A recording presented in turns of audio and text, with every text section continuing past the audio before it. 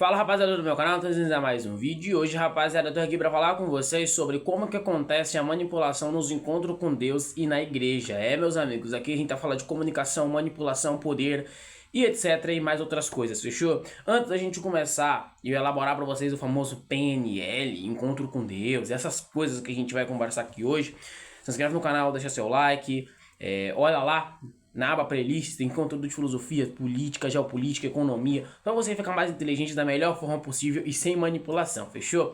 Bom, vamos pra lá. Bom, cara, eu nunca participei de um encontro com Deus e não quero, não me convidem.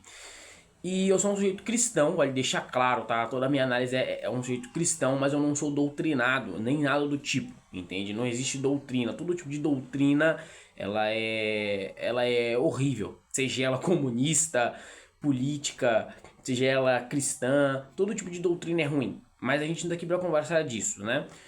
Cara, não é a primeira vez que eu conheço várias pessoas em épocas e contextos diferentes que vão para esse encontro com Deus e logo em seguida, quando retornam com a mente lavada. E aí a gente se pergunta o porquê que a mente do sujeito está lavada. Quando a gente para analisar de fora, não de dentro, porque eu nunca estive lá dentro, eu acredito que isso desafiaria até minha própria consciência, desafiaria o meu próprio ser. É compreensível que eles usem técnicas de comunicação e manipulação para manipular e penetrar na cabeça dos sujeitos. A gente tem que entender que é o seguinte: o ser humano ele tem a necessidade de acreditar em algo. Entende? É muito difícil o ser humano não acreditar em nada de verdade. Ele vai acreditar em algo, seja ele ateu, ele vai acreditar em alguma ideia, ele vai acreditar em alguma coisa, porque o ser humano ele tende a acreditar em algo para poder se manter vivo. Por isso que existem igrejas, por exemplo, porque há pessoas que elas precisam estar na igreja todo santo dia. Só um momento, tô fechando as abas do notebook. Tem pessoas que precisam estar em igreja todo santo dia ou todo domingo, porque precisa de um sentido, né? E às vezes Deus aparece como esse sentido, entende? Tá, o que isso tem a ver? Tem a ver que quem sabe disso, charlatões, né? Os coaches de igreja, os charlatões, eles entendem muito bem disso. Eles sabem dessa informação. Se eles não sabem, eles foram treinados por pessoas que sabem. Entende? E é nesse ponto que eles tocam. Você pode prestar atenção que uma pessoa que está bem estruturada mentalmente, ela nunca vai procurar a igreja, correto? Veja bem, eu tô falando de igreja, não interprete errado, porque esse público tem uma mania de interpretar errado.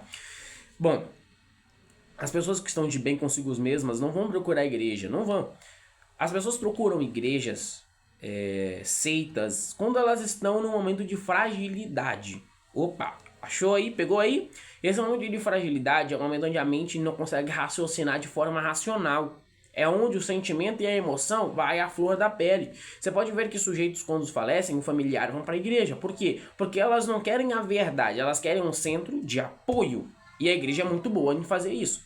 Nesses encontros com Deus, pelo que eu pesquisei, quanto no Google, em fontes e etc., é completamente rígido o uso de celular e relógio. Por que o uso de celular e relógio? É simples, porque eles querem te desligar do mundo real. Eles querem te colocar numa seita. Então, quando você está sem relógio, quando você está sem celular, que são as coisas que hoje em dia te dão visibilidade do mundo como um todo, né? Quando você está sem isso, você fica meio que sem pele, vamos dizer assim, sem pele, porque você não tem conexão com o mundo, entendeu? Você não tem conexão com o mundo. Então, assim, eles te desligam e você só existe ali. Pelo que eu vi também, a maioria das vezes esses lugares são feitos em lugares fechados. Chácaras, casinhas, essas coisas, né? Geralmente com muitas outras pessoas. Eles usam também a técnica do demônio, né? Pra quem leu 48 Leis do Poder, né? Eu tenho o livro, tá bem ali. Tá na minha estante da minha mini biblioteca, né? Quem leu 48 Leis do Poder, eu li 2 vezes 48 Leis do Poder, né, cara? E acompanho o Thiago Krasevich nas análises da 48 Leis do Poder que ele mesmo fazia. Tem uma lei do poder que fala que para você fazer um grupo seguir você tem que jogar um contra os outros. É o que a igreja faz nessas seitas, nessas espécies de encontros com Deus. Ela joga você contra outro sujeito que dizem estar endemoniado. Dizem. O demônio nunca se provou ser real. Vale deixar isso claro. Nunca na história, ok? O demônio se provou ser real, como algo físico, entende? Tô com uma mochila bem aqui, ó. Tá vendo essa mochila? Essa mochila é física. Eu consigo tocar ela. Tá vendo eu? Eu sou físico. Você consegue tocar, você consegue me enxergar. Esse fone tá aqui também, consegue me enxergar. O demônio nunca se provou ser físico. Ele sempre se provou ser espiritual. Então você joga um contra o outro. Você joga um ser material, que somos nós, não necessariamente totalmente materiais, ok? Tem sujeitos que têm seu lado espiritual e etc. Mas eu tô falando de um ser material que você pode enxergar e tocar. Então eles jogam um ser material contra um ser espiritual. Ou seja, não tem como ganhar essa batalha. Não tem como.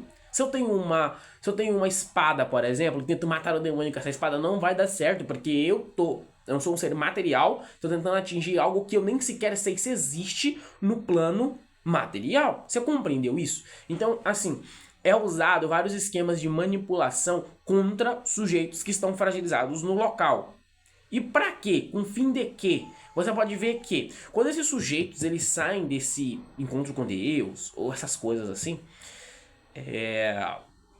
você pode ver que esses sujeitos eles não falam o que acontece lá dentro. Por que eles não falam o que acontece lá dentro? Parece algum tipo de código de conduta, entende? E não vão te bater, não vão te humilhar, não vão te perseguir se você falar. Só que conseguiram implantar tão forte na tua cabeça um código de conduta tão forte, tão grande, que eles não falam. Eles não falam o que acontece lá dentro. É uma espécie de, puxa, vou revigorar a sua vida e etc, entende? Então a gente chega num ponto, né? Um ponto é que se parece com seitas, entende? Se parece com seitas de aceitação. A gente tem que compreender que nunca no universo, nunca no mundo inteiro há uma transição tão rápida em tão pouco tempo. O ser humano ele é maleável e ele é moldável. Quando você usa as emoções contra ele mesmo e logo um sujeito que não consegue se controlar, não consegue controlar suas próprias emoções, ele é manipulado, ok? Ele é manipulado, ele é feito de massa de manobra. E efeitos colaterais. Cara, eu como estudante de comunicação, vejo isso que não dura muito tempo, dificilmente dura muito tempo. Por quê? Porque esse tipo de seita dura pouco tempo, geralmente são entre 3 a 4 dias, entende? Você volta para sua vida normal e é questão de meses para você retornar à tua frequência convencional, né? Dificilmente uma seita, quando você não frequenta ela por muito tempo, você volta para sua frequência convencional, porque você volta para o seu ser original, entendeu? A menos que esses lugares eles implantem a necessidade de você voltar neles. Você pode prestar atenção que nunca na história esses lugares falam você tá limpo e você pode ir embora agora daqui, nunca mais volte aqui. Não, muito pelo contrário. Esses lugares eles falam agora você tem que ficar vindo aqui para sempre ficar sendo revigorado. Opa! Estão te induzindo a voltar pro local, porque eles querem continuar te manipulando, continuar te fazendo de massa de manobra. Então, enfim, não é a primeira vez que isso acontece, nem só com igrejas, encontro com Deus e etc. Não. Acontece também em outros lugares, acontece de outras formas, em outros contextos. Eu tô só trazendo aqui para vocês entenderem que a igreja por si só nunca foi limpa, ok? Na Idade Média, a igreja fazia absurdos que eu não prefiro não comentar aqui, né? Mas para quem estuda história, para quem já fez faculdade de história, você nem precisa fazer faculdade de história, você pode jogar no notebook ou no seu Google. Você vai ver o que a igreja fazia com mulheres e etc. Não é nada agradável. Também há a ideia do século XIX, eu acho, não me falha a memória, acho que século XIX, que a igreja, 18 e 19, eu acho, que a igreja inventou a ideia de inferno para as pessoas que estavam saindo da igreja para apoiar a ciência, né? E aí vem essa ideia de inferno e céu e etc, né, cara? Mas vale lembrar que, antes que vocês me tacam pau e me interpretem errado, eu sou um sujeito cristão, mas não busco doutrina alguma, entende? Eu gosto de autonomia.